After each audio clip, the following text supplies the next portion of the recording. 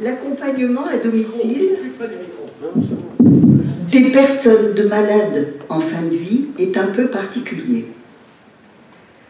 Le bénévole est seul, sans l'entourage habituel, hospitalier par exemple. Il voit un seul malade. Il entre dans le lieu de vie du malade, dans son intimité. Et plus souvent qu'en institution, il rentre en relation avec la famille, avec les proches.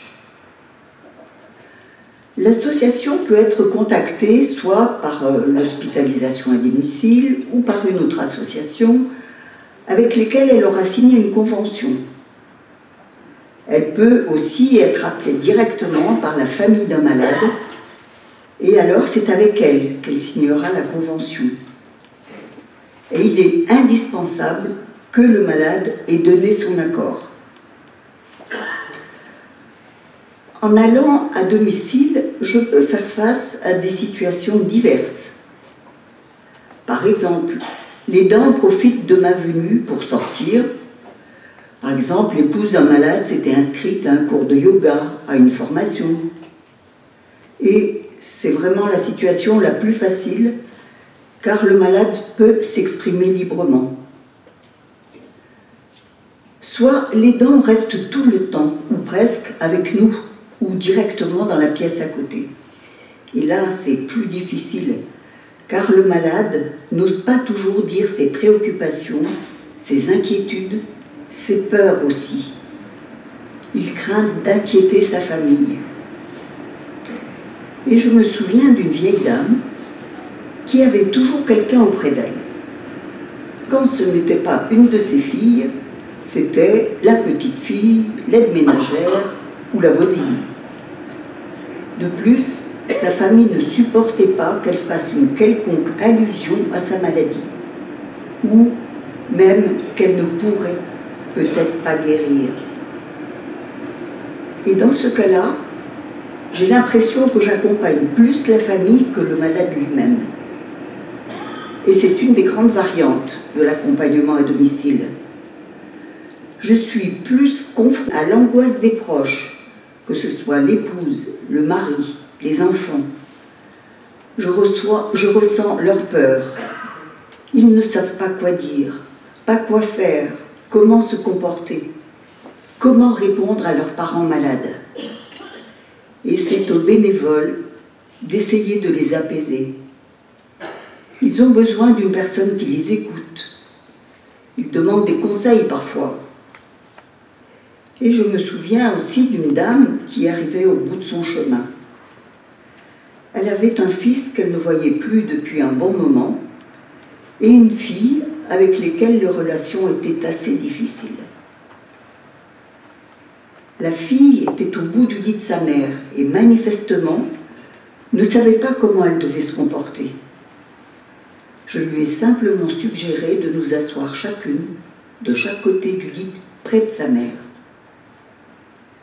La dame avait de plus en plus de mal à respirer, alors je lui ai pris la main et j'ai fait signe à sa fille qu'elle pouvait faire la même chose si elle voulait. Elle n'a pas hésité. Et j'ai eu l'impression qu'elle était contente d'avoir pu faire ce geste, d'avoir osé. Mais le bénévole n'est pas de la famille.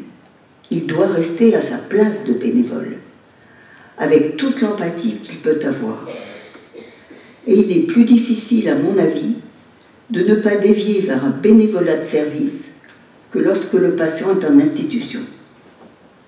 De plus, je suis chez le malade et je remarque forcément des choses personnelles, intimes, des façons de faire, des habitudes, des comportements.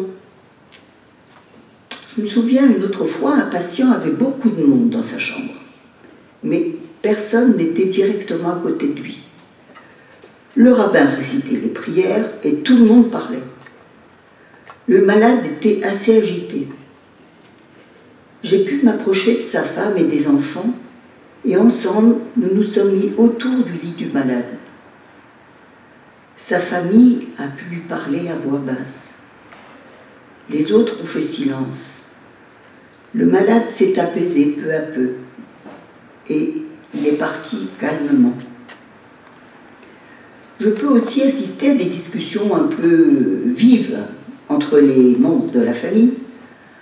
Attention à ne pas me laisser entraîner, à ne pas prendre parti pour l'un ou pour l'autre, car forcément, un jour ou l'autre, la question me sera posée.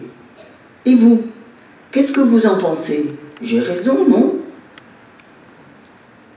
Ces expériences m'ont marqué, mais il est très rare, pour ne pas dire exceptionnel, que je sois présente au moment précis de la mort du patient que j'accompagne.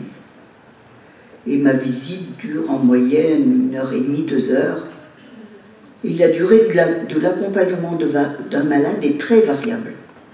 Elle peut se mesurer en semaines, en mois, et même 2 ans, ou peut-être plus. Pour terminer, mon rôle de bénévole auprès des aidants pourrait se résumer ainsi. Être une présence, une écoute, pouvoir éventuellement donner des renseignements, par exemple des lieux de groupe de parole, des remarques aussi. Pour moi, le bénévolat à domicile demande une formation spécifique et j'estime que l'accompagnement des aidants devrait être inclus dans la formation initiale. Je vous remercie.